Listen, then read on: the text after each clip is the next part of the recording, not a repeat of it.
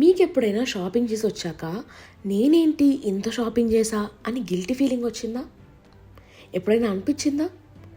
లేదంటే అవసరం ఉన్నా లేకపోయినా ఇంత ఇంపల్సివ్ షాపింగ్ చేస్తున్నా ఏంటి అని ఎప్పుడైనా అనుకున్నారా? మాల్కి వెళ్ళేటప్పుడు మనం అందరం ఒక బడ్జెట్తో వెళ్తాం, కానీ తిరిగి వచ్చే టైంకి అందరం ఆ బడ్జెట్కి మించే షాపింగ్ చేసి వస్తాం. ఒకవేళ వీటిల్లో ఏదన్నా మీతో అవుతుంటే మీరందరూ ఒక సైకలాజికల్ ఎఫెక్ట్ కింద ఉన్నారు. ఆ ఎఫెక్ట్ పేరే డిడియో ఎఫెక్ట్. అసలు ఏంటి ఎఫెక్ట్ తెలుసుకుందాం. డూనీ డిడువో అని ఒక ఫ్రెంచ్ ఫిలాసఫర్ ఉన్నారు.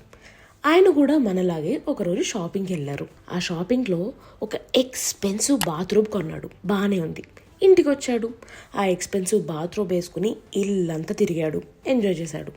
కానీ సడన్గా అతనికి తన లైఫ్ స్టైల్ అంతా అప్గ్రేడ్ చేసుకోవాలి అనిపించింది. ఇది ఒక చైన్ రియాక్షన్ అన్నమాట. క్లియర్గా ఎక్స్ప్లెయిన్ చేస్తా. ఇది ఒక సైకలాజికల్ ఎఫెక్ట్.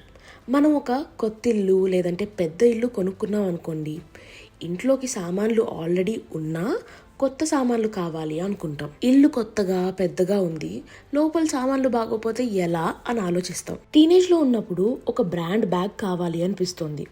అది కొన్నాక ఇంకో బ్రాండ్ బ్యాగ్ కావాలి. బ్యాగ్ బాగుంటే సరిపోతుందా? బట్టలు బాగుండాలి.